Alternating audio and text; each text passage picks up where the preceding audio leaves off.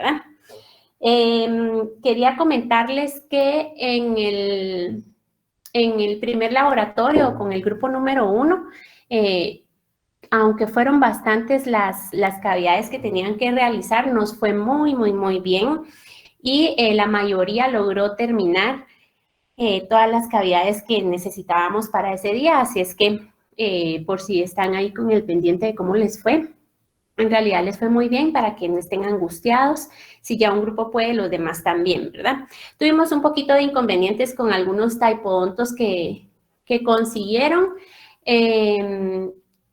pero nada que les imposibilitara hacer su laboratorio, ¿sí? Así es que para que estén tranquilos al respecto. Y hoy pues vamos a tener una clase sincrónica nada más, no vamos a tener una parte asincrónica, solamente si tienen tarea esta semana y pues tienen hasta el domingo para entregarla como de costumbre, ¿sí? Tampoco es una tarea fuera de lo normal, me gustaría como adelantarles un poquito esa parte.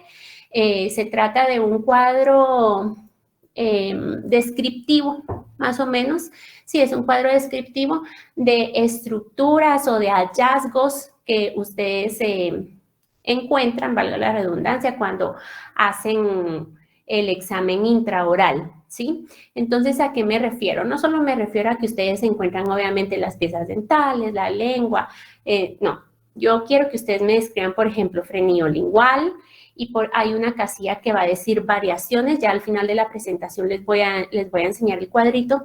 Hay una casilla que dice variaciones, y en esa parte de variaciones no todos los hallazgos que ustedes tengan van a tener una variación, pero sí hay unos que tienen variaciones. ¿A qué me refiero? Por ejemplo, ustedes ponen frenillo lingual y describen que es un frenillo lingual, ¿sí? Una variación del frenillo lingual es encontrar un frenillo corto. Esa es una variación. Entonces, en la casilla de variación, ustedes ponen corto, ¿sí? Y describen cómo se ve un frenillo lingual corto, ¿de acuerdo?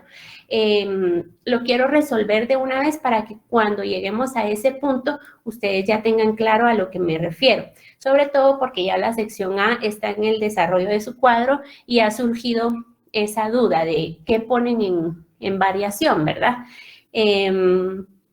Eso sería. Ya ahorita vamos a empezar entonces con la clase en sí. Hoy vamos a ver la historia clínica en odontopediatría. Les voy a compartir mi pantalla y a ustedes me dicen si la pueden ver, por favor.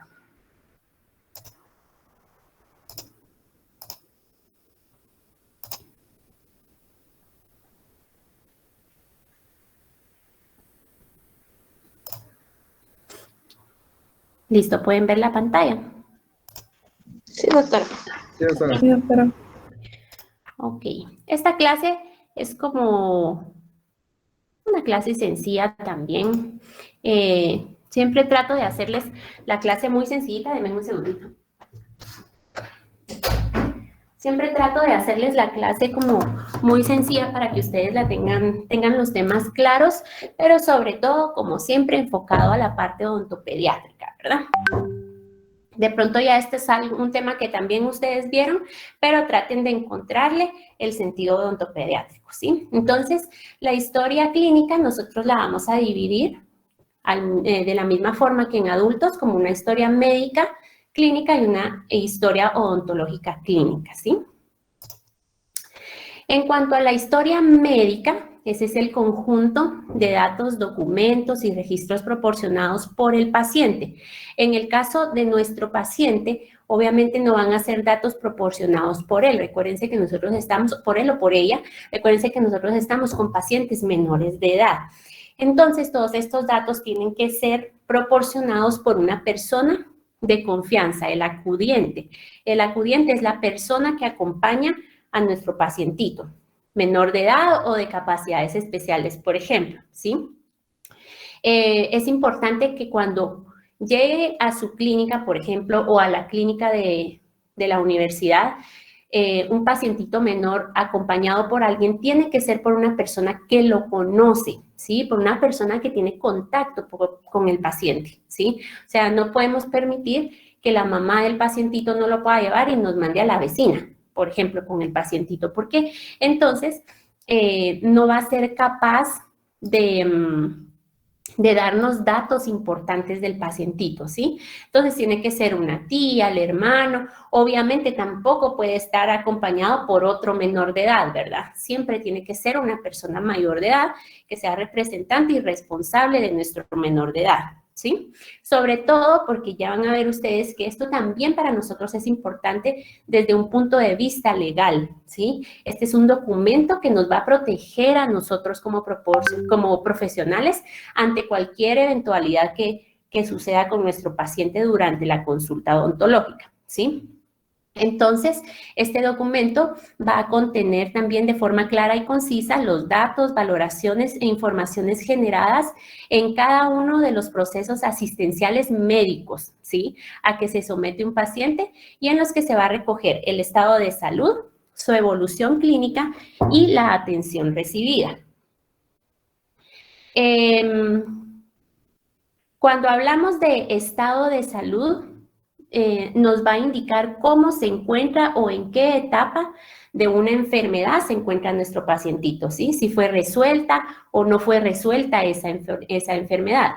Si hablamos de evolución clínica, entonces eso nos va a decir si evolucionó de una forma favorable o desfavorable, ¿sí? Si el paciente se encuentra grave, por ejemplo.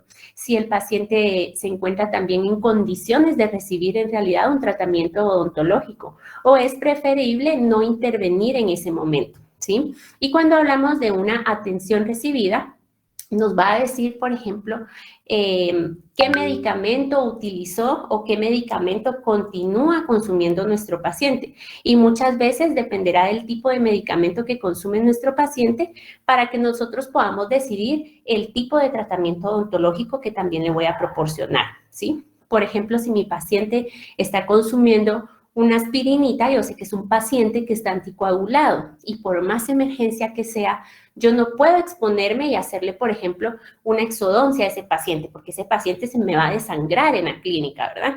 Entonces es aquí donde es importante conocer cómo está siendo tratada la enfermedad de mi pacientito, ¿sí? Entonces me tocaría hacer una interconsulta para desanticoagular a mi paciente, hacer su extracción y después que se vuelva a anticoagular, ¿sí? Pero eso no lo puedo decidir yo como odontólogo. Para eso tengo que recibir una autorización de un médico, ¿sí? Por ejemplo, también tenemos los pacientes que consumen anticonvulsivos, por ejemplo. Esos pacientes los podemos revisar y podemos pensar que tienen una gingivitis, pero en realidad ese paciente no tiene gingivitis. Lo que pasa es que los anticonvulsivos inflaman las encías, pero no es una gingivitis, ¿sí? No es por presencia de placa, no es presencia de bacterias, sino que es una reacción, digamos, del consumo de los anticonvulsivos, ¿sí? Digamos entonces también que este es un proceso en el que nos toca al final de cuentas confiar a ojos cerrados en lo que el acompañante o el acudiente de nuestro pacientito nos dice, porque en realidad no hay mucha forma de comprobar la veracidad de lo que esta persona nos está diciendo, ¿sí? A menos que se trate de una enfermedad o de un diagnóstico grave, ¿verdad? Que nos provoque una alerta, entonces podemos pedir, por ejemplo, un historial médico de enfermedad para que nosotros nos podamos asegurar cómo ha sido tratada y el estado actual de esa enfermedad. Pero en realidad esto no lo podemos hacer con todos los pacientes, ¿verdad? Porque serían citas muy prolongadas, ¿verdad? Para empezar un tratamiento. Como les digo, nos toca confiar a ojos cerrados en lo que el paciente nos dice, pero por eso se pide veracidad y gente responsable que acuda con el menor de edad. Porque al final de cuentas, esto también lo tienen que firmar los papás o el acudiente del pacientito, ¿verdad? El objetivo entonces de la historia médica es facilitar la asistencia odontológica a través de la información actual y de la información recopilada de la historia médica anterior, ¿verdad?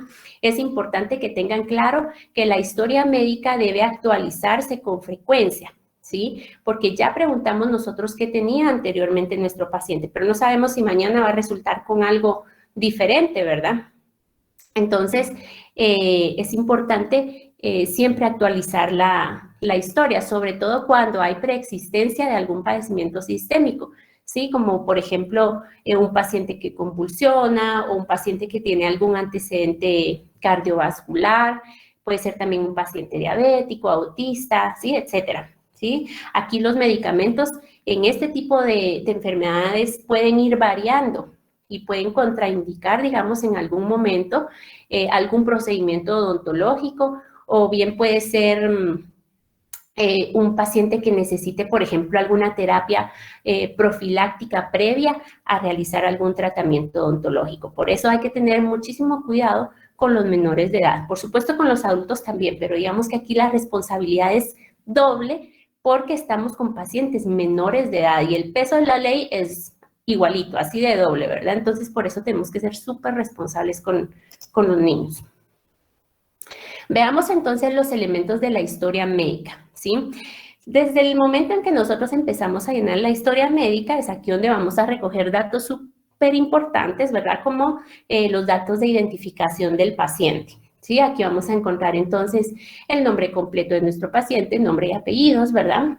La edad, la fecha de nacimiento. Podemos en este momento también recopilar datos importantes como el peso, y algún contacto de emergencia. Siempre tengan un contacto de emergencia a la mano también, ¿sí? Sobre todo si el acudiente o el acompañante del paciente no son los padres, ¿sí? Entonces siempre necesitan el número de los papás. Vamos a ver entonces, el primer elemento son los antecedentes de interés. Aquí vamos a encontrar enfermedades con secuelas o consecuencias graves, ¿sí? Aquí no me importa a mí, por ejemplo, reportar que el paciente tuvo gripe hace un mes. Eso no es algo relevante, esa es una enfermedad común, ¿sí? Aquí vamos a reportar enfermedades con consecuencias graves, ¿sí? Como por ejemplo diabetes, otra vez algún accidente cardiovascular, una enfermedad hepática, alguna enfermedad renal, ¿sí? Algo como eso nada más. El segundo componente es la anamnesis y este es súper importante, ¿sí? Este es un proceso de la exploración clínica que se ejecuta mediante un interrogatorio para identificar personalmente al paciente, conocer sus dolencias actuales, obtener una retrospectiva de él y determinar los elementos familiares, ambientales y personales relevantes, ¿sí? Cuando hablamos de dolencias actuales, son todos aquellos signos y síntomas que nos provoquen a nosotros algún tipo de alerta, ¿sí? Nos va a permitir a nosotros identificar algunos signos o síntomas característicos de algunas enfermedades que son frecuentes en nuestra población, ¿sí? Así como algún signo o síntoma también que nos permita hacer una referencia o una interconsulta médica, ¿sí? Entonces, esto es importantísimo. Aquí es donde nosotros vamos a indagar, sobre todo, de nuevo, perdón, estamos con menores de edad, entonces vamos a dirigirnos otra vez al acudiente, porque si nosotros le decimos al niño, ¿te ha dolido esto? Lo más probable es que nos diga que no, ¿verdad? Por miedo, o porque no está pendiente de eso, porque se le olvidó. Si nosotros preguntamos signos y síntomas, tiene que ser al acudiente otra vez, ¿sí? Es importante que, a pesar de que nosotros vamos a detectar algunos signos y síntomas característicos de algunas enfermedades, tengamos en cuenta que nosotros no somos médicos, ¿verdad? Por lo tanto, entonces no tenemos la capacidad ni el permiso ético, ¿sí?, de diagnosticar algún tipo de enfermedad sistémica, ¿sí? Por lo que entonces nos va a corresponder más bien realizar una interconsulta médica o hacer una referencia con el especialista indicado según los signos y síntomas que nosotros encontremos.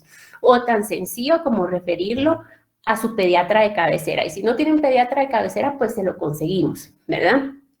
Sobre todo porque para eso sirve la anamnesis. Yo no puedo atender a un paciente que no está controlado, ¿sí? El tercer elemento son datos sobre la evolución clínica de la enfermedad, ¿sí? ¿Qué enfermedad? La preexistente, ¿de acuerdo? No una que yo pienso que él tiene ahorita, no, porque encontré signos y síntomas, no. Es una enfermedad que ya está diagnosticada. Aquí vamos a ver entonces si la enfermedad está resuelta o no, ¿sí? Si es una enfermedad que sigue activa, y si está tratada o no. Por ejemplo, si me dicen que el niño convulsiona, pero aunque le den el medicamento sigue convulsionando y por eso ellos mismos decidieron quitarle el anticonvulsivo a ese paciente, yo sencillamente no lo voy a tratar, porque es un paciente que tiene un padecimiento sistémico y no está tratado, ¿sí? Si el paciente, hablemos de nuevo de un paciente que convulsiona, si el paciente convulsiona y está tratado, es decir, consume su medicamento o toma su medicamento diario al pie de la letra, pero no está controlado, ese paciente tampoco lo puedo tratar, ¿sí? ¿Por qué? Porque es un paciente que está tratado, pero no controlado. Y si no está controlado, a esos pacientes no los tocamos. Si nosotros hablamos ahí del paciente que convulsiona, un paciente que convulsiona, nosotros lo podemos atender solo sí y solo sí.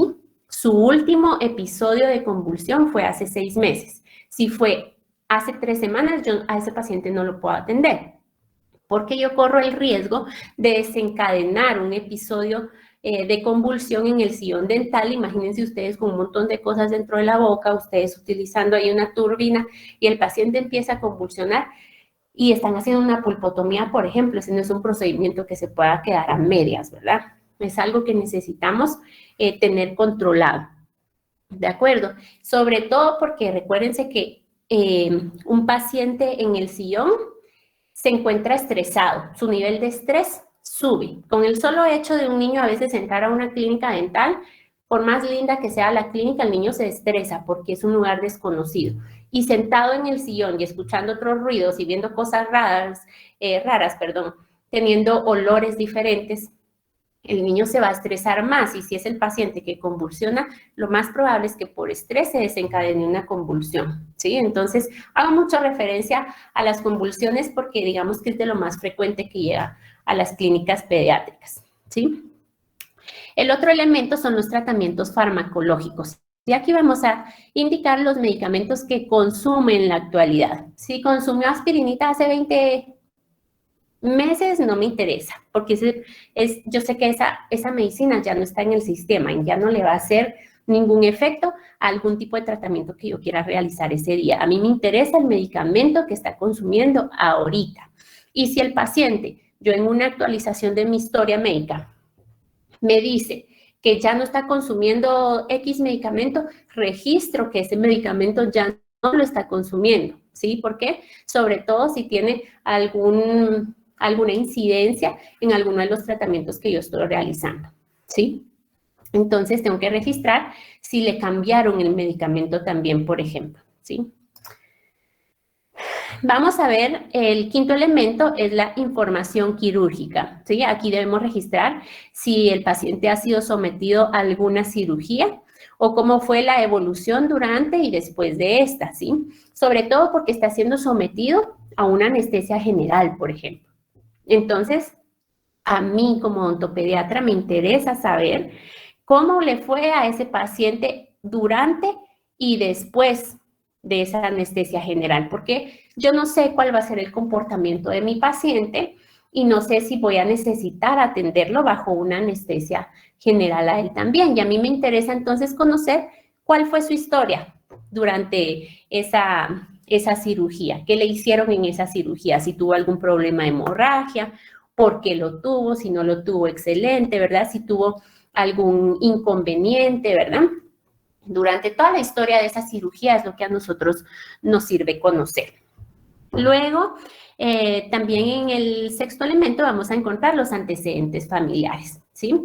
Aquí vamos a registrar cualquier tipo de enfermedad que presente la familia cercana, ¿sí? Me refiero a los papás, a los tíos y a los abuelitos. Eso es lo que nos interesa registrar acá. Alguna enfermedad que se pueda heredar, ¿sí? ¿Cómo qué enfermedad? Ya sabemos, diabetes, puede ser hipertensión, puede ser el cáncer, ¿sí? Eso es lo que tengo que registrar acá. Y sobre todo porque estas enfermedades se pueden manifestar en algún momento de la vida del niño. Puede ser de que se le manifieste ahorita siendo niño, como puede ser que se le manifieste más adelante. Entonces, si yo sigo teniendo el control de mi paciente hasta tercera edad, por ejemplo, yo voy a saber si ese paciente pudo haber desencadenado o no algún tipo de enfermedad hereditaria. Ahora sí veamos entonces la parte de la historia clínica odontológica. Este es un documento que va a recoger toda la información, pero ahora referente a la salud dental de un paciente. ¿Sí? La historia dental va a empezar desde la primera vez que el paciente acude a la consulta odontológica, ¿sí? Y se va actualizando con cada nueva visita. Entonces, en pocas palabras, la historia odontológica nos va a permitir evaluar también el riesgo de producción de caries de un paciente, porque nos va a indicar cada cuánto asiste al odontólogo, ¿sí? Por ejemplo, si es su primera consulta y tiene 6 años, lo más probable es que yo me tope con un niño que tiene una alta probabilidad de generar caries porque no ha sido expuesto a los controles y por ende al flúor, ¿sí? Su exposición al flúor es baja, entonces puede ser que sea un paciente que produzca caries con rapidez. No hay suficiente exposición a flúor, no sé cuál es su dieta, lo más probable es alta en carbohidratos, no sabemos cómo es la higiene, no sabemos qué pasta está utilizando. Entonces, esos son pacientes de alto riesgo. Para eso me sirve, por ejemplo, esta historia odontológica, conocer cada cuánto asiste al odontólogo y desde ahí yo empiezo a conocer su riesgo, ¿sí? También nos puede indicar si ha sido tratado o no, aunque asista al odontólogo, ¿verdad? ¿Le hicieron algo o no le hicieron algo? Si hay colaboración en la casa por parte de los papás o de los cuidadores, perdón, para la resolución y el control de la enfermedad de la caries, ¿sí? También me sirve para saber si ya le hicieron algún tipo de restauración o qué tipo de tratamiento ha recibido este paciente. Aquí de nuevo me sirve para saber el riesgo de mi paciente otra vez, por ejemplo, ¿sí? ¿Por qué? Si me dicen, fíjese que ya él ha ido unas 3 veces al odontólogo y le han hecho rellenos de los del color del diente, pero mire, le volvió a salir ahí otra y ese es mi motivo de consulta, otra caries, ¿verdad? Y ese es mi motivo de consulta. Entonces, yo voy a saber que lo más probable es que a ese paciente yo no le tenga que colocar otra resina, por ejemplo, porque yo sé que es un paciente de alto riesgo, que no cuida el cepillado y por ende tiene, se le crean, digamos, caries secundarias por la presencia de resina, entonces yo voy a decidir escoger un material que necesite menos cuidado, ¿sí? Para todo esto es que nos va a servir la historia odontológica. Incluso también nos va a servir para saber cuál es el comportamiento del paciente y desde ahí ustedes se pueden empezar a preparar, ¿verdad? Porque desde ahí mismo los papás le van a decir, viera que hemos ido 3 veces, pero fíjese que nos ha costado muchísimo. Lo hemos tenido que amarrar, lo hemos tenido que no sé qué. Son historias, ¿verdad? Pero toda esa información les va a servir a ustedes. Cualquier historia anterior les va a servir. Los objetivos, entonces, de la historia odontológica va a ser facilitar la toma de decisiones, porque ya les digo, ahí es donde los papás se van a empezar a desatar cómo han sido sus experiencias anteriores con los odontólogos, ¿verdad? Entonces ya usted les va a facilitar la toma de decisiones. ¿Qué tipo de tratamiento le voy a dar? ¿Qué manejo le voy a dar a su comportamiento? ¿Sí? ¿Voy a entrar a los papás? ¿No los voy a entrar? ¿Qué indicaciones le voy a dar a los papás? Para todo eso me va a servir y por ende me va a facilitar la toma de decisiones durante el tratamiento odontológico.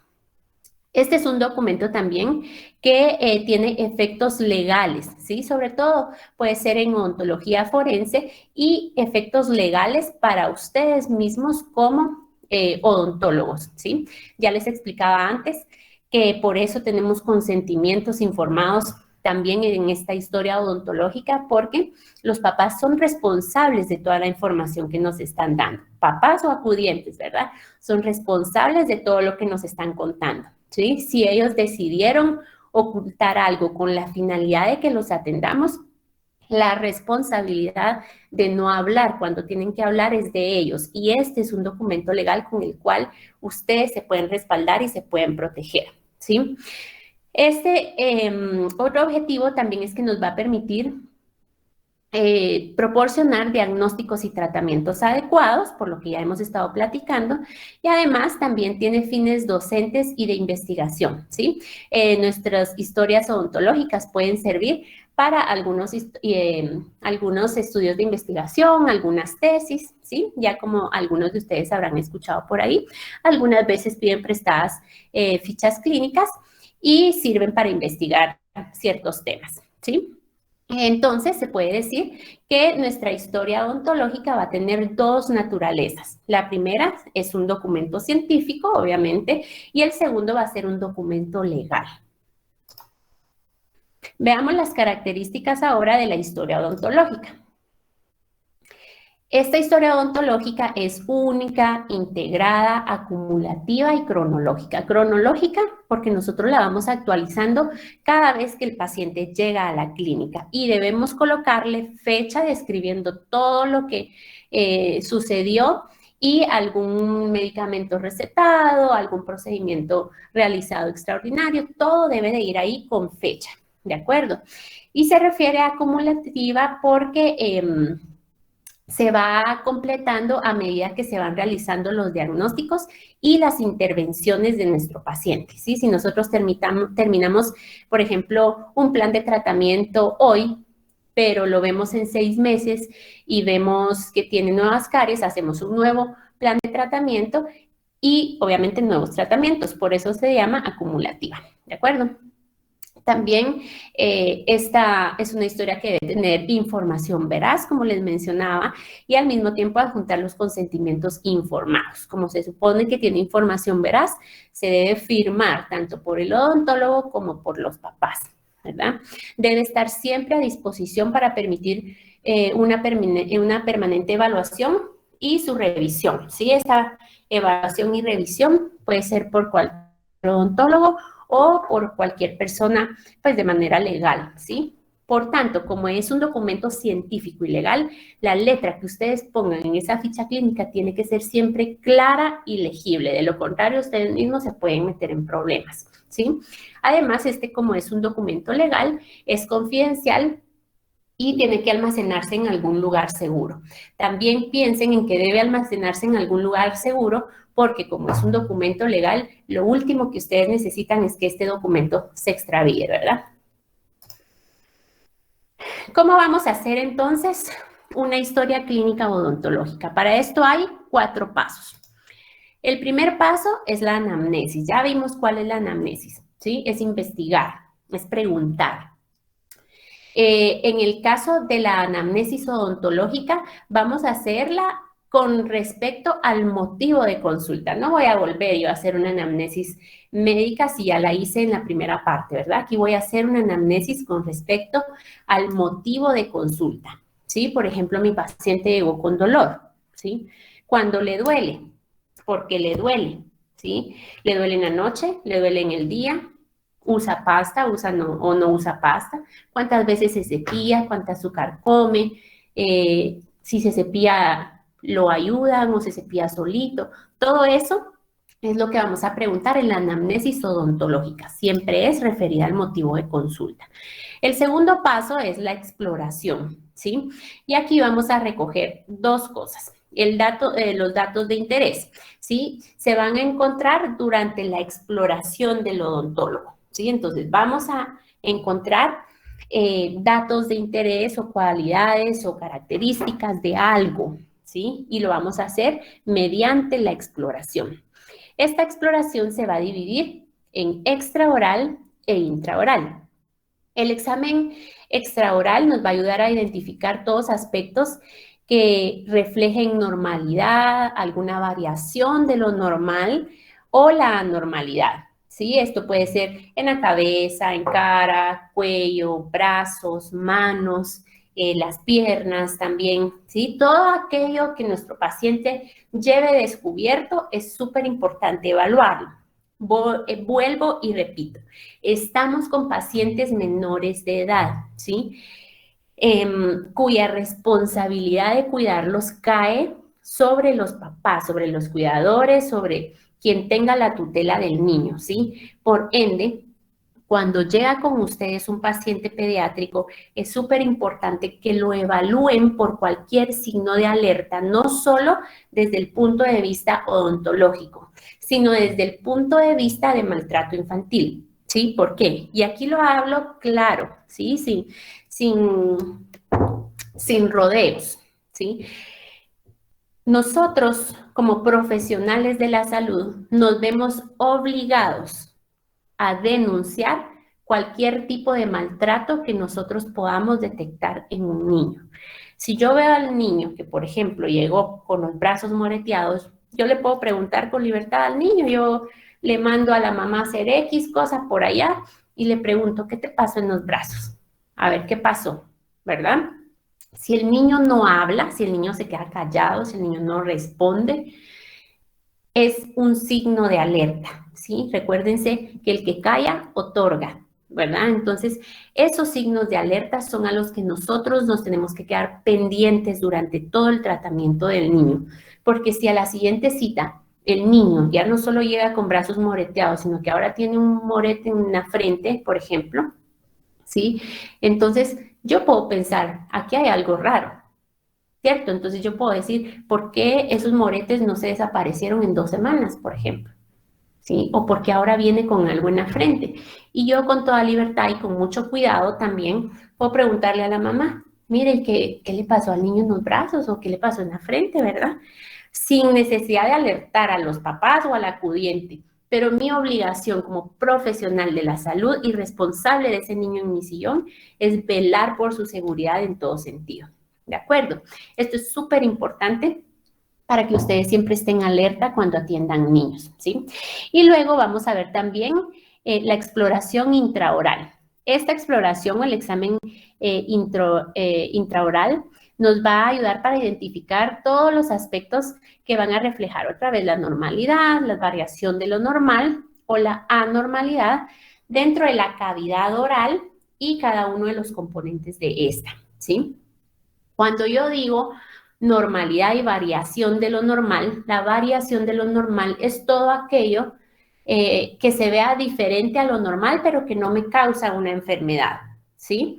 Por ejemplo, una variación de lo normal es el frenillo cortolingual, ¿sí? Como les mencionaba, no me causa una enfermedad como tal, es decir, el niño no se va a llegar a hospitalizar por un frenillo lingual corto, pero es variación de lo normal y sí tengo que atenderlo porque yo sé que probablemente a ese niño le cueste sacar el fonema R, por ejemplo, entonces no habla con normalidad, no traga con normalidad, ¿sí? Entonces, eso es una variación de lo normal. Otra variación de lo normal, por ejemplo, son manchas melánicas en la encía, ¿sí? Las manchas melánicas no causan nada, no hacen nada, pero mi obligación es reportarlas también porque esas manchas melánicas, por ejemplo, para mí ahorita a simple vista pueden ser manchas melánicas, pero si yo veo a ese paciente en 2 años y veo que algo cambió en esas manchas, entonces es un signo de alerta, ¿sí? Este examen intraoral se va a dividir en características anatómicas y el odontograma, que ya es la evaluación en realidad de los dientes propiamente dichos, ¿verdad? Entonces, en ese odontograma se va a reflejar el estado de cada una de las piezas dentales que se encuentren presentes en boca en ese momento nada más. Como tercer paso tenemos el diagnóstico y este se va a proporcionar mediante la unión y la conclusión de la anamnesis y de la exploración, obviamente. De ahí vamos a sacar el diagnóstico, ¿sí? Y finalmente el cuarto paso es el plan de tratamiento. Este plan de tratamiento obviamente también queda escrito en la historia odontológica o en la historia clínica y se va a dar según los hallazgos en cada una de las piezas dentales. Pero recordemos que también tenemos que dar un plan de tratamiento integral, ¿sí? Esto quiere decir que debemos estar alertas a todos los hallazgos en el resto del sistema estomatognático para poder realizar entonces los estudios o las referencias pertinentes según el caso de nuestro pacientito, ¿sí? Entonces, quiere decir que yo no voy como odontólogo, no voy a estar atento únicamente a lo que tengan los dientes de mi paciente, ¿sí? Porque entonces ahí sí soy dentista, literalmente, no soy odontólogo. Yo veo la salud de las piezas dentales, obviamente, pero también veo la salud del sistema estomatognático en general, ¿sí? Soy un profesional completo, doy tratamientos integrales. En cuanto al formato de la historia clínica y de la historia odontológica, digamos que aunque aún se pueden ver historias clínicas en papel e incluso que están escritas a mano en una hoja, en la actualidad se prefiere usar un soporte digital o un soporte informático, ¿verdad? Lo que se va a conocer entonces como una historia clínica digital, ¿sí? También se le puede conocer como una historia electrónica o una historia informatizada. Las ventajas de tener una historia clínica digital es que nos va a evitar problemas de almacenamiento, ¿sí? Porque ya no tenemos que conservar, digamos, estas historias clínicas en papel, en aquellos archivos gigantes que uno veía antes, ¿verdad? En las clínicas odontológicas, sino que ahora más bien hacemos uso de la nube, ¿verdad? O de la memoria de nuestro computador, como cada quien lo prefiera. Sin embargo, para mí la nube es de preferencia, ¿verdad? Sobre todo porque nos va a permitir cuidar de estos documentos, digamos, de algún tipo de pérdida, ¿sí? Si mi computadora se arruina por algún caso, mis documentos están en la nube, ¿sí? La segunda ventaja es que nos va a mejorar el acceso, ¿sí? Las historias clínicas que se pueden encontrar, digamos, de manera inmediata, en cuestión de segundos, y si se encuentran en la nube, podemos tener acceso a ellas en cualquier momento y en cualquier parte del mundo, ¿verdad? La otra ventaja es que también nos va a reforzar la seguridad, ¿sí? La probabilidad de pérdida disminuye mucho, además de que se pueden crear las copias de seguridad que nosotros consideramos necesarias, ¿verdad? Y así podemos entonces conservar nuestras historias clínicas lo más salvas posible, ¿sí? Es casi improbable que se nos vayan a perder de alguna manera. Veamos entonces ahora la parte de la exploración, ¿sí? La exploración obviamente se va a hacer mediante un examen clínico a nuestro paciente, ¿sí? El odontólogo debe llevar a cabo este examen siempre de una manera sistémica y ordenada, ¿sí? Con pasos, para evitar entonces que nos saltemos el examen de todas las estructuras extraorales y también de las intraorales, ¿verdad? Y que así podamos entonces tener la mayor cantidad de información posible, ¿verdad? Y además que sea veraz y segura sobre todo. Este examen clínico se puede dividir en 6 áreas principales. Vamos a tener 2 áreas de ellas extraorales, en donde vamos a evaluar la apariencia general, y en otra vamos a evaluar la cabeza y el cuello, ¿sí? Y luego tenemos 4 partes intraorales, en donde vamos a evaluar la mucosa oral, es decir, carrillos, paladar, faringe, la lengua, el piso de la boca, y también vamos a evaluar los tejidos periodontales. Obviamente vamos a evaluar en esa parte las encías, ¿sí?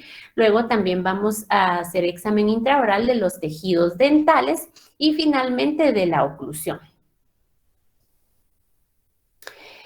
Veamos entonces el examen extraoral, ¿sí? En el examen extraoral, como les decía, vamos a evaluar entonces la apariencia general y la cabeza y el cuello, ¿sí? Se debe iniciar desde el mismísimo momento en el que el niño entra por primera vez a la clínica, ¿sí? Aquí vamos a observar cualquier tipo de deformidad o algún tipo de impedimento físico, por ejemplo, que tenga nuestro paciente, ¿sí?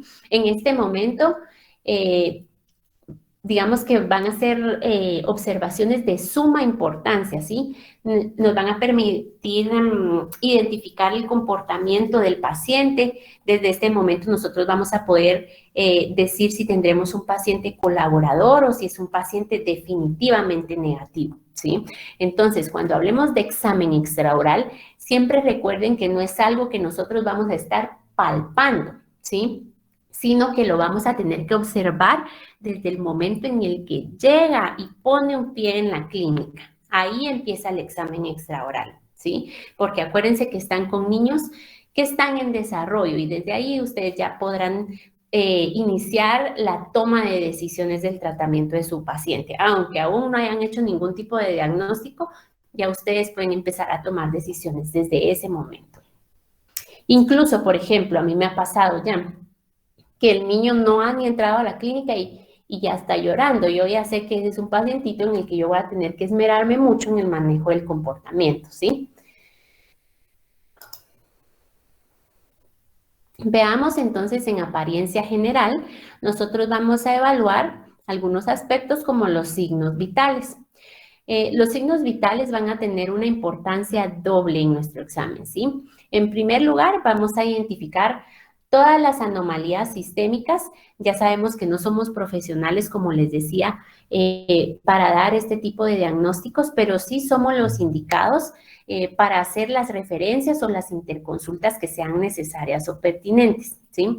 Y en segundo lugar, tienen una función médico-legal, ¿sí? Sobre todo para protegernos ante cualquier eventualidad. Es importante que ustedes sepan que los niños, por ejemplo, en la presión arterial, tienen variaciones con respecto al adulto, ¿sí? Si ustedes ven aquí en este cuadrito que les puse en la parte de arriba, tenemos que los niños de 3 a 6 años tienen una presión arterial sistólica de 116 sobre una diastólica de 76. Entonces, desde aquí pensemos que un adulto generalmente la tienen 120-80, digamos, ¿sí? Vean que los niños tienen una presión disminuida con respecto al adulto. Y luego si nos vamos con pacientitos de 7 a 10 años, la presión ya sube y ya la encontramos en 122 sobre 78. Un poquito, digamos, más parecido a lo que vamos a encontrar en una persona adulta.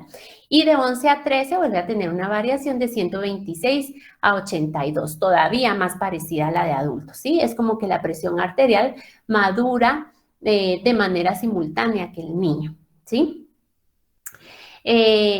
La presión arterial debe ser tomada con mucha precaución también, ¿sí? Porque esta puede variar o también se puede alterar, digamos, cuando el niño está ansioso, cuando está llorando, cuando está pataleando, ¿verdad? Que puede ser mucho de los casos que nos topemos en la clínica, ¿sí? Otro que vamos a evaluar es el peso y la estatura. El peso y la estatura son de suma importancia, ¿sí? Por dos motivos también. Uno, porque nos indica el estado físico y de desarrollo del niño, ¿sí? Y dos, porque también nos va a servir, sobre todo el peso, para el cálculo de dosis de medicamentos en el caso que sea necesario administrárselos, ¿sí? Sobre todo cuando se trate de niños menores de 13 años. ¿Sí? Luego vamos a ver también el desarrollo del lenguaje. El desarrollo del lenguaje no se hace como un examen específico para ver cómo está el desarrollo de su lenguaje, pero sí, mientras charlamos con el paciente, mientras le preguntamos cómo está, cuál es su caricatura favorita, su color favorito, si está estudiando, en qué grado va, ahí vamos a poder ver cómo está el lenguaje de nuestro paciente. Se espera que, digamos, el fonema más complicado de sacar, que es la R, lo terminen de sacar aproximadamente a los 3 años. Si nosotros vemos que un paciente, por ejemplo, de 4 años, no puede pronunciar muy bien la R, no puede pronunciar muy bien la S, es un paciente que nos corresponde referir con un terapista del habla, ¿sí? Con un fonoaudiólogo, ¿de acuerdo? Y también aquí vamos a ver entonces el aspecto de desarrollo mental o emocional de nuestro paciente. Esto es un tema que también es un poquito subjetivo, digamos, pero es muy evidente cuando los niños se encuentran también con algún problema o algún trastorno, digamos, de desarrollo mental o emocional. ¿Sí? También son pacientes que, recuérdense, podemos detectar signos y síntomas y que nos corresponde referir, ¿verdad? No diagnosticar. Veamos entonces el examen de cabeza y cuello, ¿sí? En este examen se realiza la detección de o presencia de asimetrías, pueden haber edemas, pueden haber defectos en la piel, También evaluamos los labios, la textura y el color de la piel y todo lo que nosotros encontremos en cabeza y cuello, ¿sí? El conjunto de los datos que encontremos entonces nos va a servir para identificar algún tipo de alteración de desarrollo que tenga nuestro pacientito. Vamos a evaluar aquí, por ejemplo, las relaciones intermaxilares, ¿sí? ¿Cómo se encuentra? Yo desde aquí puedo identificar más o menos si mi paciente, por ejemplo, es un paciente clase 2, un paciente es clase 3, pues voy a ver el maxilar posicionado más hacia atrás versus la mandíbula o la mandíbula más hacia adelante versus el maxilar, etcétera, ¿sí? Eso es lo que voy a evaluar en cuanto a las relaciones intermaxilares. Aquí todavía estoy viendo parte extraoral, no estoy entrando todavía a la cavidad oral del paciente, ¿sí? También vamos a evaluar desviaciones en apertura y cierre. Cuando evaluemos la ATM y las desviaciones en apertura y cierre se va a tener que realizar palpando, digamos, y colocando las manos o los dedos en ambas ATMs, ¿sí? Vamos a poner mucha atención a los ruidos y al dolor que el paciente nos exprese que tiene, ¿sí? Cuando los ruidos son notorios y excesivos, se debe pensar en realizar exámenes complementarios y aquí hacemos como exámenes adicionales como tomografías y también se puede hacer alguna referencia o alguna interconsulta con los especialistas en ATM, ¿sí? Luego vamos a evaluar también los nódulos linfáticos o adenopatías, ¿sí? Durante el examen de los nódulos linfáticos estamos en busca de presencia de ganglios aumentados de tamaño, ¿sí? Generalmente los que encontramos o los que se ven con mayor frecuencia son los ganglios submandibulares agrandados, ¿sí? Esto indica la presencia de algunas infecciones menores o que han sido recurrentes, ¿sí? Sobre todo en las amígdalas palatinas, ¿sí? Es importante aquí que por favor ustedes revisen la técnica de palpación de estos ganglios submandibulares sobre todo, ¿sí? Si ustedes identifican ganglios submandibulares van a ser capaces de identificar otro tipo de ganglios porque ya saben cómo se palpan y como les digo, los que se palpan con mayor frecuencia son esos, entonces es ahí en donde ustedes tienen que hacer práctica, ¿sí? Yo aquí les puse una imagen y también está ubicada más grande en esta diapositiva para que ustedes vean más o menos cómo es la técnica, ¿sí? Es agarrar los 4 dedos, a excepción del pulgar, y van a hacer como una especie como de gancho y van a introducir los dedos cerquita del ángulo boniaco, ¿sí? Y ahí, luego de introducirlos, jalan hacia arriba, ¿sí? No es sobarle al paciente, no es hacerle aquí un masajito y no lo siento, no. Ustedes tienen que entrar a buscar y desplazar. Si ustedes lo hacen con ustedes mismos, digamos que es la mejor forma de tratar de encontrarlos, porque ya van a saber cuál es la forma de los dedos que ustedes tienen que adoptar para ponerla en sus pacientes y los van a poder identificar con mucha facilidad. Así es que yo los invito hasta que empiecen a practicar con ustedes mismos, ¿sí? Vamos a ver, nos quedamos en la palpación de los nódulos linfáticos. Muy bien. Entonces, luego también vamos a evaluar, vamos a hacer una evaluación frontal y lateral de la cabeza, ¿sí? En la evaluación frontal y lateral de la cabeza vamos a describir la expresión facial. Ah, perdón, algo que se me olvidaba en esto de las adenopatías, por favor, cuando ustedes identifiquen la presencia de algún ganglio, es indispensable que por favor ustedes en sus presentaciones de los casos clínicos proporcionen 7 características de esos ganglios, ¿sí?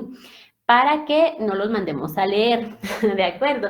Eso es lo que ustedes tienen que palpar cada vez que, tienen que describir y tienen que tomar en cuenta cada vez que encuentren una adenopatía. Eso les va a servir a ustedes para saber si hay variación, porque si a ustedes les causa mucha sospecha la presencia de algún ganglio, ustedes lo que tienen que hacer es controlarlo, obviamente, ¿sí? Vamos a que ustedes están cuidando el sistema estomatognático y todo eso forma parte de la cara y cuello también, ¿sí? Entonces, esas 7 características a ustedes les va a permitir saber si creció o no creció, si la consistencia cambió, de hace cuánto tiempo viene evolucionando, ¿sí? Y además también es importante para que si ustedes tienen que hacer algún tipo de referencia, pueden proporcionar todos esos datos al especialista al que vayan a referir, ¿verdad? Y así ese especialista, no empiece desde cero, ¿sí? ¿Cuáles son esas 7 características de los ganglios entonces? Van a poner el nombre del ganglio, ¿sí? Hagamos de cuenta el caso que son los ganglios submandibulares, por ejemplo, ¿sí? Entonces, va el nombre del ganglio, van a indicar que ese ganglio está agrandado. Si ustedes lo están palpando es porque está agrandado, ¿sí? La tercera característica es el tamaño del ganglio, ¿sí? Esto es algo subjetivo también, porque es algo que no podemos medir, pero más o menos podemos calcular con nuestros dedos, ¿sí? El tamaño del ganglio, la consistencia del ganglio, si está suave, si está endurecido, ¿de acuerdo? Van a identificar la movilidad, ¿sí? Si es móvil o es fijo, ¿de acuerdo? Van a identificar la sintomatología, duele o no duele, qué siente el paciente si le duele, ¿sí? Y el tiempo de evolución. Generalmente, si ustedes se encuentran con ganglios submandibulares, los papás no van a saber en qué momento aparecieron, ¿verdad? Desde que eso no moleste, los papás van a desconocer el tiempo de evolución. Por ende, ustedes ponen tiempo de evolución desconocido, ¿de acuerdo? Ahora, si eso fuera algún otro tipo de patología, lo más probable es que tenga algún tipo de dolor. Entonces, los papás pueden decirle, fíjese que le empezó a doler más o menos desde mayo, por ejemplo. Entonces, ustedes ya van a hacer sus cuentas y podrán poner un tiempo de evolución estimado, ¿verdad? Ahora sí, veamos entonces la evaluación frontal y lateral de la cabeza. En la evaluación frontal y lateral vamos a describir, como les decía, la expresión facial de nuestro paciente. Aquí podemos decir más o menos entonces o describir la línea de la sonrisa. Podemos ver si hay simetría o si existe alguna asimetría facial también, ¿sí? Podemos identificar también la forma y el tamaño de la cara, ¿sí? Podemos decir si es un paciente mesofacial, por ejemplo. Un mesofacial es el que, por ejemplo, el tamaño de la longitud y el ancho de la cara coinciden. O el braquifacial, que es cuando nuestro paciente tiene una cara más ancha que larga. Y el dolicofacial es cuando el paciente tiene una cara más larga que ancha, ¿sí? Entonces, la longitud vertical es mayor a la longitud horizontal de la cara. Ese es un dolicofacial. Luego también vamos a ver entonces la evaluación de la piel. Cuando vemos la piel debemos observar signos de inflamación, por ejemplo, si hay algún tipo de deshidratación. Por ejemplo, ahí podemos ver los bermellones, si los bermellones están resecos, cuál es la textura, si hay algún tipo de decoloración o alguna pigmentación en la cara, ¿verdad? Recuérdense que si hablamos de pigmentación, no siempre tiene que ser algo anormal, ¿verdad? Puede ser algo normal, como los nebus, las cefélides, algún tipo de petequia, ¿sí? Y pues también lo anormal, ¿sí? ¿A qué nos referimos con anormal? Alguna mácula que nos cause, por ejemplo, alguna alerta. No lo clasificamos de inmediato como anormal, pero sí lo ponemos como un signo de alerta, ¿sí? Porque ya es una mácula, es algo que nos llama más la atención, ¿sí? Algún agrandamiento, por ejemplo, en algún área maceterina, por ejemplo, ¿sí? O si hay algún entumecimiento por ahí, todo eso lo registramos en el momento en que evaluamos la piel. Ahora, en cuanto a los ojos, aquí vamos a evaluar la función anormal o también la normalidad de ellos, ¿verdad?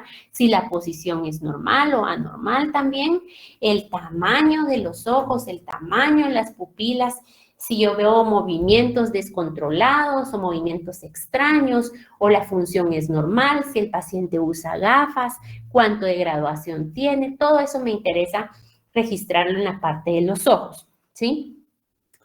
Luego, cuando evaluamos orejas y nariz, aquí vamos a examinar la posición y la apariencia de estas dos estructuras, ¿sí? Vamos a ver si hay alguna normalidad en la forma o si hay alguna inflamación o si yo veo algún tipo de neoplasia, por ejemplo, si yo ya pudiera dar un diagnóstico, si hay una desviación, si hay, por ejemplo, la implantación de las orejas está una abajo y otra arriba, eso lo puedo empezar a ver desde acá, ¿de acuerdo?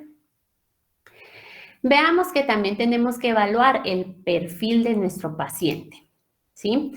El perfil de nuestro paciente lo vamos a realizar, la evaluación la vamos a realizar utilizando 3 puntos importantes. El primer punto es el punto que está entre ambas cejas y ese se llama el punto glabela, ¿sí? También vamos a evaluarlo mediante un punto que se va a ubicar en la base de la nariz. Ahí en la imagen que les puse, los puntos están chiquititos, obviamente porque así corresponde por la imagen, pero ahí están los puntos rojos, ¿sí? Está el punto que está ubicado en la base de la nariz y el punto que se encuentra en la parte más inferior del mentón y ese punto se llama punto mentón blando, ¿de acuerdo? Entonces, en una foto de perfil, vamos a evaluar las relaciones anteroposteriores del maxilar y de la mandíbula, cómo se ubican en ese sentido, ¿sí? Y vamos a evaluar su relación con el contorno de los tejidos blandos de la cara, ¿sí? Entonces, así vamos a, podemos clasificar el perfil en 3 categorías. Podemos tener un perfil recto, o que también se le llama ortognático, ¿sí? Y que generalmente va a estar asociado con una oclusión clase 1. Esa conclusión la voy a poder sacar hasta que yo evalúe la parte intraoral, ¿sí? Y evalúe la parte de oclusión de nuestro paciente. Pero si yo veo un perfil recto, puedo asociarlo con que lo más probable es que yo encuentre una clase 1, ¿sí? En un perfil recto, estos 3 puntos rojitos que ustedes ven en esta fotografía van a coincidir con la línea que se traza, esa línea verde, ¿sí? Entonces, si yo trazo la línea de glabela a mentón blando, el punto de la base de la nariz también va a quedar pegadito a esa línea. Eso sería un perfil recto. También puedo diagnosticar un perfil convexo, como el que ustedes ven en esta parte de acá, ¿sí? En el perfil convexo vamos a observar cómo el punto de la nariz se va hacia adelante de la línea, ¿sí? Y el punto mentón blando se dirige hacia atrás, ¿de acuerdo? Ese es un perfil convexo. Generalmente va a estar asociado con una oclusión clase 3. Y aquí se puede decir que vamos a observar una mandíbula retrognática o un maxilar prognático, ¿sí? Es decir, una mandíbula retrognática que se ubica hacia atrás y un maxilar prognático que se va a ubicar hacia adelante. No precisamente el maxilar tiene que estar prognático, sino que el maxilar creció de buena manera, pero la mandíbula no creció y por eso se quedó hacia atrás, ¿sí? O bien puede ser que el maxilar creció un poquito de más y la mandíbula no, entonces el maxilar sí es prognático, se quedó hacia adelante, ¿sí? Luego tenemos un perfil cóncavo. Ese es otro diagnóstico que podemos dar, ¿sí? En este caso, la mandíbula va a estar prognática o va a estar dirigida hacia adelante, ¿sí? Y el maxilar va a estar retrognático, va a estar posicionado hacia atrás. Nuestro maxilar se quedó hipoplásico, no creció mucho, ¿sí? Entonces se quedó ubicado en la parte de atrás. La mandíbula creció de manera normal y se ve prognática, ¿sí? O bien aquí puede haber también una combinación de los dos casos. El maxilar no creció y la mandíbula creció de más. Esa sería una combinación de los dos, ¿sí? Generalmente ese perfil convexo va a estar asociado con una oclusión entonces clase 3, porque yo sé que mi mandíbula se vino para adelante, ¿sí? Según su diagnóstico y el pronóstico, se debe dar entonces un tratamiento interceptivo a estos pacientes para evitar que esa maloclusión continúe hasta la edad de adultez, ¿sí? Aquí podemos hacer una ortodoncia preventiva de maloclusión, ¿sí? Esa ortodoncia preventiva de maloclusión se puede hacer hasta los 12 años. Si nuestro paciente ya pasó los 12 años, ya no podemos hacer nada. O si nuestra pacientita, en el caso de niñas, desarrollan antes de los 12 años, tampoco podemos hacer nada porque eso significa que nuestro paciente ya alcanzó su pico de crecimiento. Y si ya llegó al pico de crecimiento, ya no podemos ayudar en esos casos. ¿De acuerdo? Veamos ahora la altura facial inferior. La altura facial inferior la vamos a tomar utilizando los mismos 3 puntos, ¿sí? El de la base de la nariz, el mentón blando y el punto glabela, ¿sí? Esto lo vamos a hacer en una fotografía de frente y vamos a evaluar la relación entre la altura facial media y la altura facial inferior, ¿sí? Aquí también podemos evaluar la altura facial superior, pero digamos que para fines odontológicos, a nosotros las 2 alturas faciales que más relevancia nos tiene es la altura facial media y la altura facial inferior. Siempre su tercio de referencia es el del medio, ¿sí? Es decir, la altura facial media, esa es la altura de referencia, ¿de acuerdo? Porque la altura que nos va a variar es la altura facial inferior, ¿sí? Recuérdense que el huesito que tiene movimiento y libertad de crecimiento es la mandíbula. Por eso, ese es el tercio que varía. Y vuelvo y repito, el tercio de referencia es el medio, ¿sí? Para una normalidad, entonces, aquí tiene que existir una proporción entre ambas alturas. Deben medir lo mismo o la variación debe ser de más o menos 5 aproximadamente, ¿sí?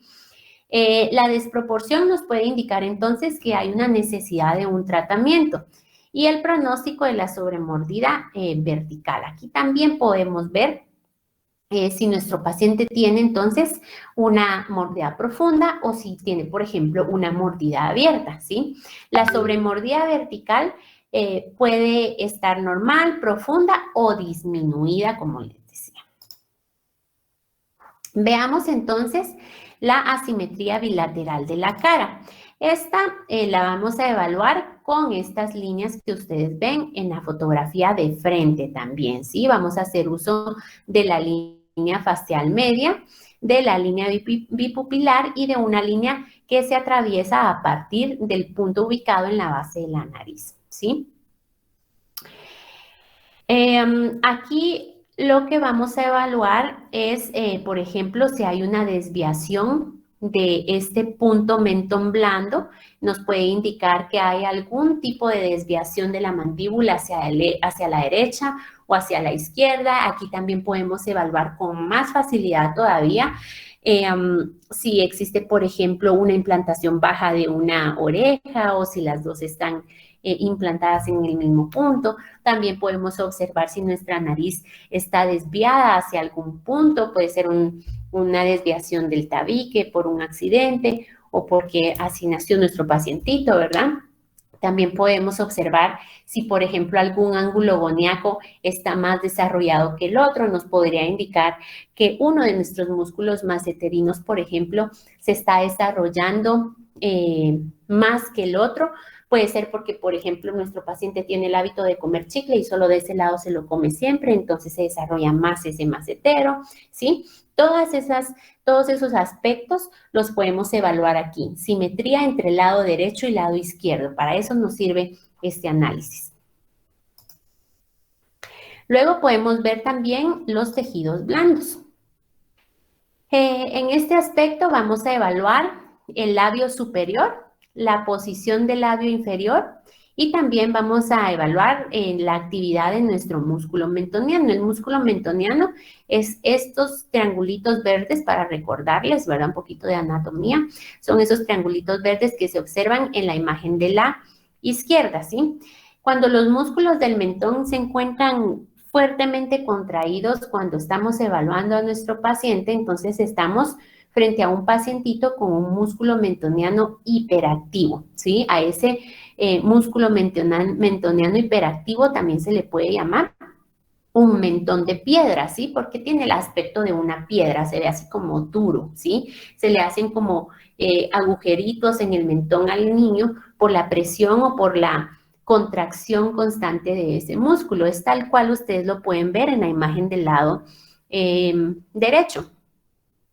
¿Sí? Ahí pueden darse cuenta cómo la niña hace un esfuerzo por mantener cerrados los labios o en contacto los labios. Lo pueden ver tanto en la imagen de frente como en la imagen lateral, ¿sí? Generalmente esto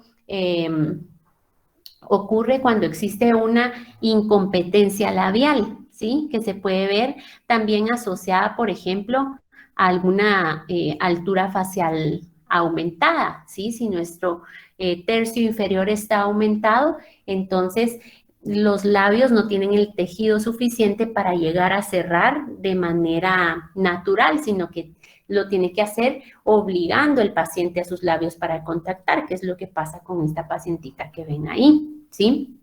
También puede estar asociado, por ejemplo, a un paciente clase 2, como la mandíbula se ve muy retrognática, entonces el labio no llega con facilidad a contactar tampoco con el labio superior, entonces el paciente de nuevo se obliga a contactar o a tener ese selle labial, ¿sí?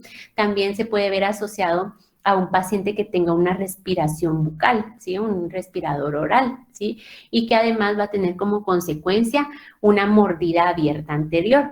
Si un paciente respira por la boca, lo más probable es que por ese hábito de estar respirando por la boca, ese paciente tenga una mordida abierta anterior, porque los dientes anterosuperiores generalmente se van a bucalizar o a vestibularizar y por ende se va a quedar esa mordida abierta. Como hay un aumento ahí, ¿verdad? De dimensión de ese tercio inferior porque hay una mordida abierta, entonces se va a dificultar el selle normal o natural de los labios, ¿sí? El paciente tiene que hacer un sobreesfuerzo para sellar los labios. En estos pacientitos los labios los podemos ver cortos, como les digo, no llegan a sellar, ¿verdad? También pueden estar los labios evertidos.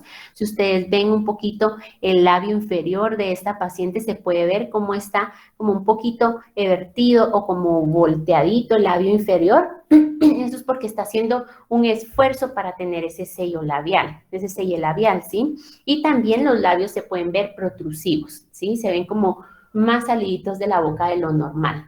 Es por el mismo esfuerzo que tienen que hacer para el sello. También debemos evaluar entonces los hábitos orales, ¿sí? Cuando se sospecha que existe, digamos, algún hábito, porque encontramos indicios como, por ejemplo, la mordida abierta que mencionábamos, o, por ejemplo, también puede haber un empuje lingual anterior, que es cuando el paciente no tiene ubicada la lengua donde es, que siempre es pegada al paladar, sino que cuando deglute, por ejemplo, pega la lengua en los dientes, en lugar de tenerla pegada al paladar, cuando pronuncia algunas letras, mete la lengua entre los dientes en lugar de tener los dientes cerraditos, por ejemplo, cuando pronunciamos la S, ahí es cuando hay un empuje lingual anterior. También puede ser cuando hay una protrusión de los dientes anterosuperiores por ese mismo tipo de hábitos. Puede haber una incompetencia labial. Ahí debemos indagar con los padres o con el acudiente en el caso de nuestros menores de edad, y adicionalmente también tenemos que examinar otras partes del cuerpo, como por ejemplo el dedo pulgar de nuestro paciente, si está arrugadito, si está todo blanquito. Eso nos puede ayudar a descartar, por ejemplo, el hábito de succión digital. Si no está así como les digo, pues descartamos, por ejemplo, ese hábito, ¿verdad?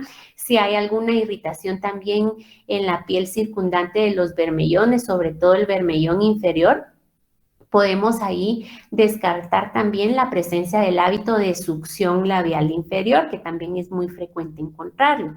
Como consecuencia de ese hábito de succión labial inferior, también se abre la mordida, ¿sí? Y es como que retroinclinar a la vez los dientes anteroinferiores y por ende tenemos un overjet aumentado, ¿sí? También podemos evaluar, por ejemplo, las uñas para ver si hay algún hábito de onicofagia y que por ende también nos esté provocando otro tipo de de alteración en la cavidad oral, ¿sí? Para todo eso nos sirve la evaluación de los hábitos orales. Cualquier hábito que nosotros encontremos en nuestro pacientito seguramente tendrá alguna repercusión en la cavidad oral.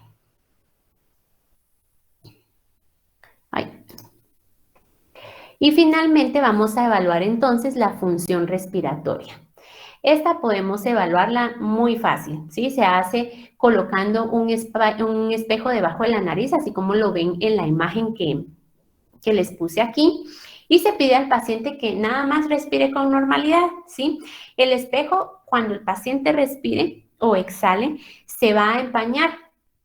Y entonces, si solamente se empaña, digamos, del lado de una de las narinas o de una de las fosas nasales, entonces ahí podemos nosotros sacar la conclusión que hay alguna obstrucción, ¿sí? Y que debemos entonces hacer una interconsulta con un otorrino y así deberíamos de estar pensando en un pacientito, por ejemplo, que también ronca. Si tiene una obstrucción nasal, lo más probable es que ese pacientito ronque.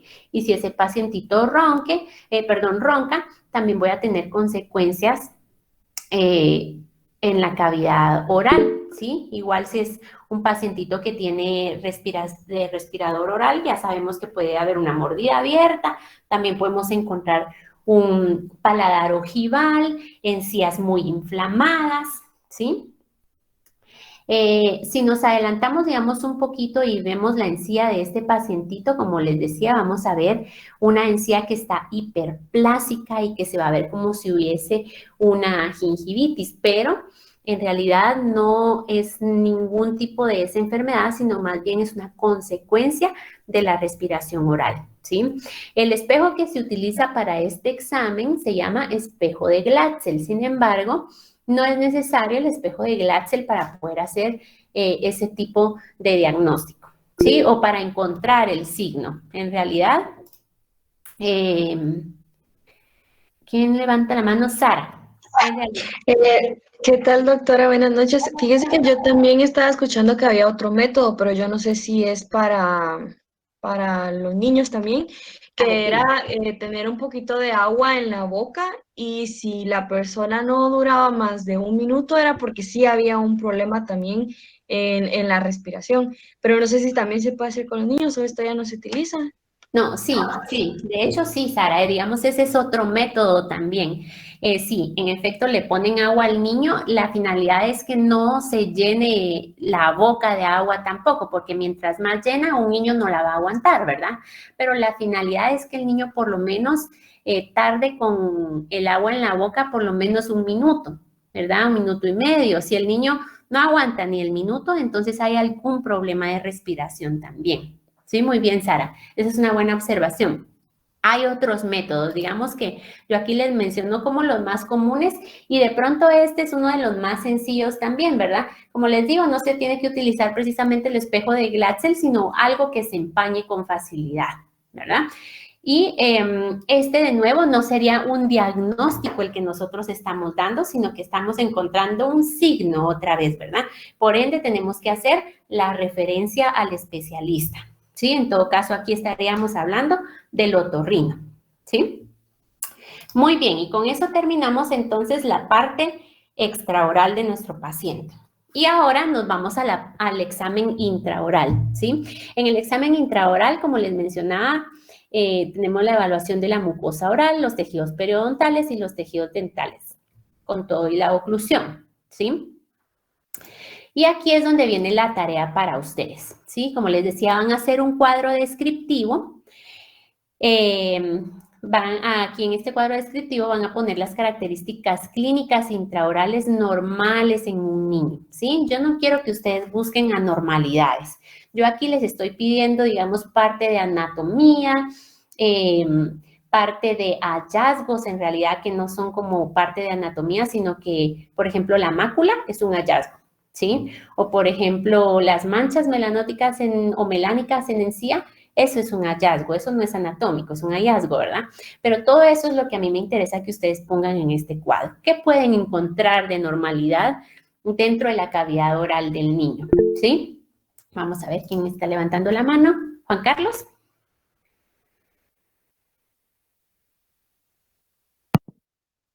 Buenas noches, doctora. ¿Me escucha? Hola, Juan Carlos.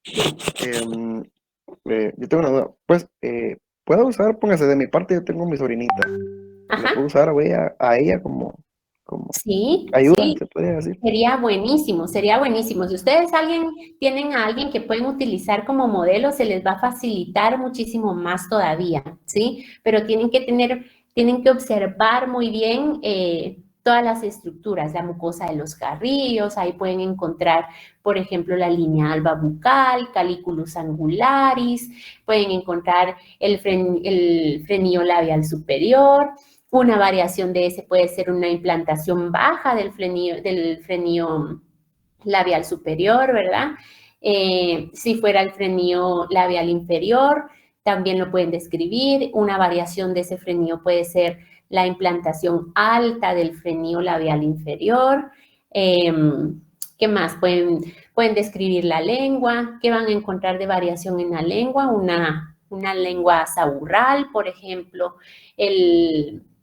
El frenillo lingual también, que puede tener un frenillo lingual corto. El paladar, en el paladar encuentran las foveolas palatinas, las amígdalas palatinas, cómo pueden encontrar ustedes las amígdalas palatinas. Sus variaciones pueden ser que estén agrandadas, crípticas, por ejemplo, ¿sí? Pueden también encontrar la úvula puede variar, puede estar bífida, ¿sí? Todo este tipo de estructuras es lo que a mí me interesa que describan en ese cuadro, como si ustedes estuvieran haciendo una evaluación a un pacientito. Así es que, Juan Carlos, buenísimo. Si ustedes tienen un pacientito ahí que les pueda servir como modelo, se les va a facilitar muchísimo más todavía. Si tienen unos dos y lo pueden evaluar, evalúen a los dos porque probablemente encuentren cosas diferentes en cada uno de ellos, ¿sí? Vamos a ver, denme un segundito, solo regreso aquí, muy bien. Entonces, quiero ver si les terminé de decir todo aquí. Ah, bueno, sí. A mí lo que me interesa también aquí es que ustedes describan mucosa oral y tejidos periodontales. Sí, yo quiero que me describan también cómo ven ustedes el tejido periodontal en los niños, cómo se ve la encía de un niño, un paciente pediátrico. No se ve igual que la encía de un adulto, se los aseguro. Tiene características diferentes y quiero que me describan también cómo es la encía de un niño, ¿sí? ¿Qué características, qué colores, cómo es el brillo, cómo es la superficie, la textura, ¿sí? Esto es lo que quiero que me describan también de la encía. No olviden describirla. En cuanto a los dientes y a la oclusión, eso no tienen que describir nada, ¿de acuerdo? Ese es un tema aparte. Ese tema ya lo vamos a ver más adelante. Ahorita lo que me interesa es que ustedes me describan estructuras anatómicas y hallazgos. Solo a eso se van a limitar, ¿sí? Entonces yo aquí les dejo un ejemplo. En la plataforma ya está también disponible, creo yo que desde el lunes se las dejé disponible, la tarea y ahí está este mismo ejemplo para que ustedes tengan acceso a él. Les puse una capacidad de estructura anatómica en donde está, yo les puse aquí el ejemplo de frenillo, la localización está en lingual, la variación puede ser que está corto, ¿sí? Como por ejemplo también pueden poner nada más estructura anatómica frenillo, localización lingual, y en variación no me ponen nada porque me van a describir el frenillo lingual normal, ¿sí? Y luego en el de abajo me pueden poner frenillo, otra vez localización lingual y la variación corto. Y me describen cómo es un frenillo lingual corto, qué características tiene, cómo sé yo que está corto, ¿sí? Este, digamos, es un chivito, ya yo aquí se los dejé. Un frenillo lingual corto tiene una inserción cercana al reborde alveolar inferior, provoca una lengua corazonada. Cuando mi paciente saca la lengua, se ve como un corazón en la puntita de la lengua y tiene una afección o provoca una afección en el desarrollo del habla del niño. Generalmente esos pacientes no pueden pronunciar la R. ¿Alguien más me había levantado la mano? Fui yo de nuevo, doctora. Ah, bueno, dime, Juan Carlos. ¿Hay un aproximado de cuántos milímetros tiene que tener ese frenillo? No, en realidad tú puedes evaluar ese frenillo corto por características como las que estoy mencionando. Si mi paciente saca la lengua y yo veo que se hace un corazoncito en la punta, me voy y hago otra evaluación, como por ejemplo que me pronuncie algo con R, que me diga ratón, que me diga ferrocarril, que me diga rojo, que me diga árbol, ¿sí? Algo que lleve el fonema R para ver si lo está sacando, ¿sí? También le puedo decir a mi paciente que levante la lengua. Si no llega a tocar el paladar, es porque hay un frenillo lingual corto también, ¿sí? No me quedo con una sola característica, pero también tomen en cuenta que hay frenillos linguales cortos que no le impiden la pronunciación de fonemas a mi paciente, que le permite tener una deglución correcta. Entonces, esos son frenillos linguales cortos que no necesitan tratamiento porque el niño lo logró resolver, ¿sí? Ahora, si hay algún inconveniente, ahí sí me toca intervenir y darle un tratamiento a ese frenillo. ¿Claro, Juan Carlos? Sí, doctora, gracias. ¿Sí? Ok, entonces, eso sería la tarea y les pongo en rojito, no olviden de escribir la encía en los niños. Eso es muy importante porque me interesa que a ustedes les quede claro ese punto también. Y con eso estaríamos terminando. Les espero un resto de semana muy bonito, que sigan aprendiendo y cualquier duda que tengan al respecto de la tarea, estoy a la orden. ¿De acuerdo? Gracias, doctora. Gracias, doctora. Doctora, se cuida. Gracias, igualmente, doctora. que descansen. Gracias, doctora. Feliz noche.